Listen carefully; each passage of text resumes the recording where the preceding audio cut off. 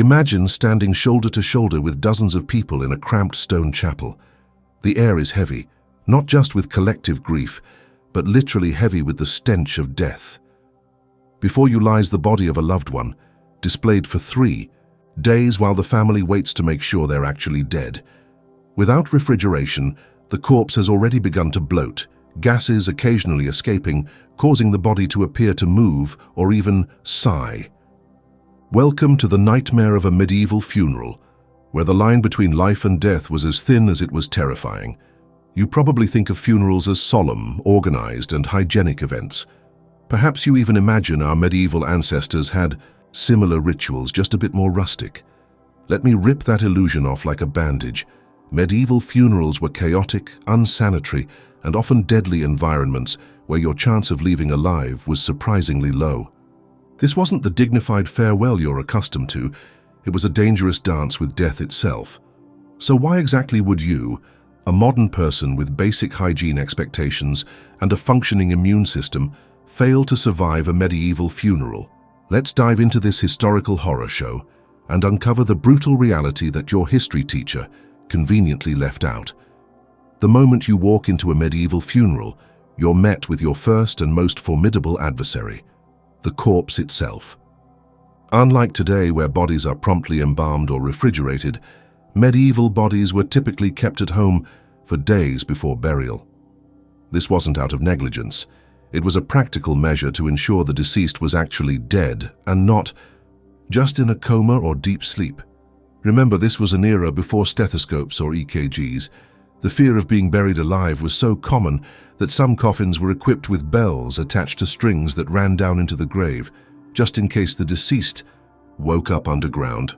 The phrase "saved by the bell" isn't just a cute saying, it was a literal life-saving measure.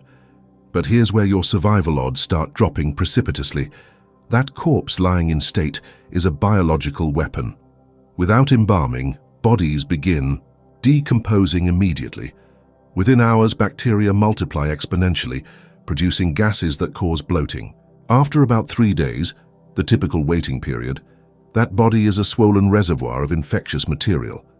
The truly disturbing part? Physical contact with the corpse was not only common, but expected.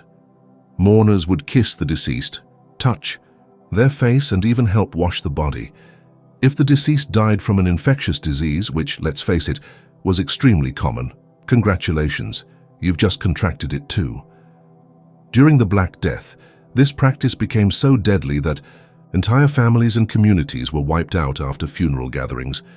The corpse of a plague victim remained contagious long after death, and those loving final touches were essentially signing your own death warrant.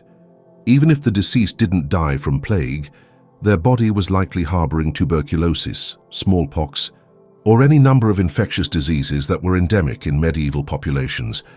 Without germ theory, mourners had no concept that the act of showing respect to the dead was literally killing the living. Let's say you're somehow lucky enough to avoid direct contact with the corpse.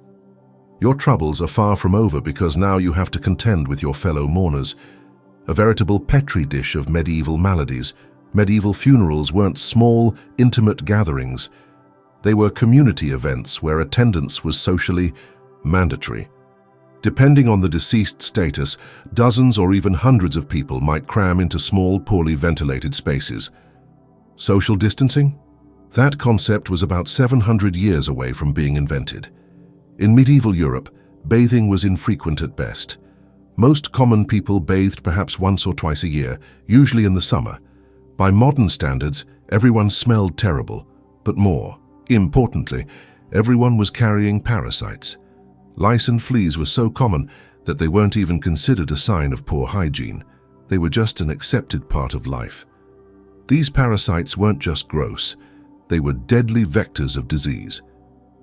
The fleas that lived on the average medieval person and their rats carried bubonic plague.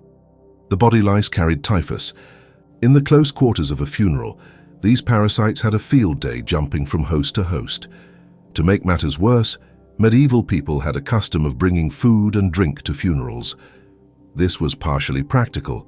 Funerals could last many hours or even days, and partially ritualistic. Sharing a meal with the dead was seen as a way to honor them and ensure their peaceful transition to the afterlife. But without refrigeration, food safety knowledge or hand washing, these funeral feasts became breeding grounds for foodborne illnesses. The warm meats, cheeses, and ales sitting out for hours were perfect incubators for bacteria. Even if you dodged the plague-carrying fleas, you might still be taken down by what amounted to a deadly case of food poisoning. Somehow, you've made it through the wake without contracting a fatal disease from the corpse or your fellow mourners. Now comes the burial itself, surely the safest part of the process, right? Think again. Medieval cemeteries were not the well-organized, spacious resting places we're familiar with today. They were overcrowded, haphazard, and frequently disturbed. Bodies were buried in shallow graves, often without coffins, and cemetery grounds were reused repeatedly. This meant that gravediggers were constantly unearthing old bones and partially decomposed remains to make room for new arrivals. The soil of a medieval cemetery was a toxic soup of decomposition products and pathogens. Each new grave released noxious gases and disturbed the disease-laden ground. Standing at graveside, you'd be breathing in a miasma of methane, hydrogen sulfide, and airborne bacteria. During times of high mortality, like plague outbreaks or famines, things got even worse. Mass graves became necessary, with dozens or hundreds of bodies piled together in large pits. These burial sites were so toxic that plants wouldn't grow near them for years afterward. In urban areas, the problem was even more acute. Church graveyards in medieval cities became so overcrowded that bones would literally push up through the soil. In Paris, this eventually led to the creation of the catacombs, where the remains of more than 6 million people were transferred when city cemeteries became public health hazards. But the most nightmarish aspect of medieval burials was the decomposition fluids. Without sealed coffins, the products of human decomposition, aptly named corpse liquor by medieval people, would seep into the ground and contaminate nearby water sources. Many medieval towns had their cemeteries upstream from their drinking water, creating a direct pipeline for waterborne diseases. So while you're standing there paying your respects, you're breathing in toxic gases, standing on ground saturated with decomposition products, and probably planning to drink water contaminated by the very same bodies once you leave. Your chances of survival continue to plummet. If there's one institution that controlled medieval funerals, it was the church. While offering spiritual comfort, the church's funeral practices were often at odds with basic survival. Medieval churches were designed for spiritual impact, not public health. High ceilings and stone walls created perfect acoustics for Gregorian chants, but also ideal conditions for airborne pathogens to circulate. The practice of burying high-status individuals beneath the church floor meant that you were literally standing, kneeling, and praying over decomposing bodies. In many churches, you can still see ornate tomb slabs on the floor, marking where wealthy patrons were interred. What these beautiful monuments don't show is that decomposition gases and fluids would often seep up through cracks in these slabs, creating a toxic environment inside the very building where people gathered to mourn. The use of incense, while spiritually significant and helpful for masking the smell of death, created a false sense of hygienic security. The pleasant aroma might cover the stench, but it did nothing to kill the pathogens filling the air with each swing of the censer. Perhaps most dangerous was the practice of relics, preserved body parts of saints that were kept in churches for veneration. These relics, often bones but sometimes preserved flesh, were typically kept in ornate containers called reliquaries. During special occasions, including some funerals, these relics would be brought out for the faithful to touch or kiss. Let that sink in.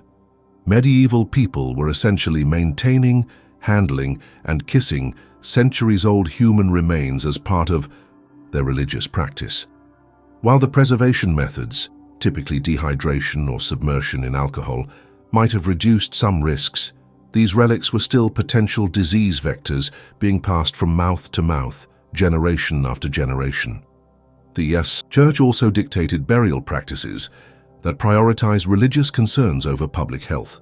Bodies needed to be buried intact to be resurrected on Judgment Day, which precluded cremation, a much safer method of body disposal during epidemics. Even during the worst outbreaks of plague, religious authorities often resisted more hygienic disposal methods in favor of traditional Christian burial. Against all odds, you've made it through the funeral and burial without succumbing to any immediate illness. You might think you're in the clear as you head home, but medieval funerals had a way of killing long after the ceremony ended. The custom of funeral gifts meant that possessions of the deceased were often distributed to mourners as keepsakes. These items, clothing, jewelry, bedding, or personal effects, had been in close contact with the deceased during their illness and death. Taking these contaminated items home effectively spread whatever killed the deceased to new households. Funeral. Feasts continued after the burial, with mourners gathering to share food and drink in memory of the departed. These prolonged gatherings extended exposure time and allowed diseases to spread beyond the initial funeral attendance. Many medieval chronicles note that deaths often spiked in communities shortly after large funerals, a pattern we now recognize as disease transmission. For family members, the danger was even greater. The custom of home wakes meant that the house itself became contaminated.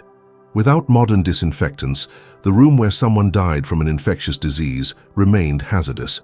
Long after the body was removed, bedding, which was expensive and rarely discarded, would be reused despite being soaked with bodily fluids from the deceased's final illness. Even the clothes worn to funerals became vectors. The custom of wearing black for mourning originated in medieval Europe. But unlike today's practice of having special funeral attire, medieval people often wore the same black clothes to multiple funerals. These garments became literal carriers of death, accumulating pathogens from funeral to funeral without ever being thoroughly cleaned.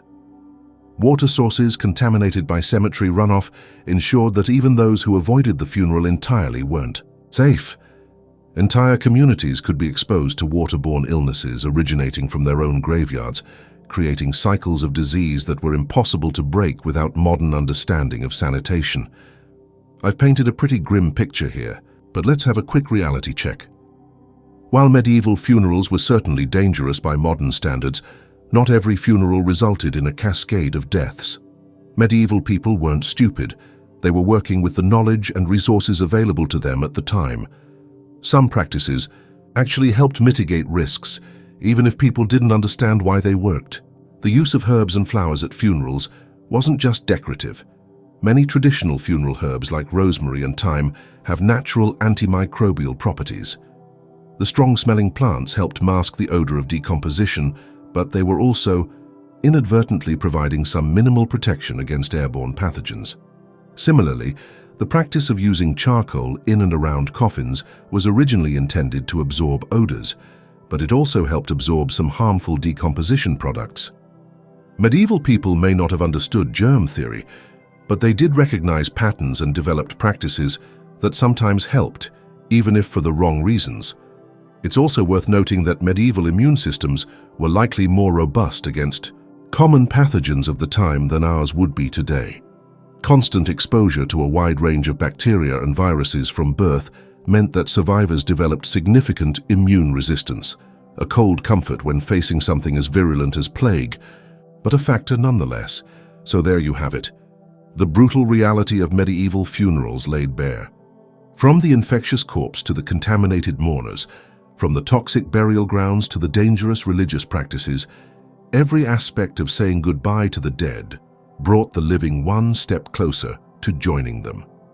The next time you attend a modern funeral with its embalmed bodies, sealed caskets, and hand sanitizer stations, take a moment to appreciate just how far we've come.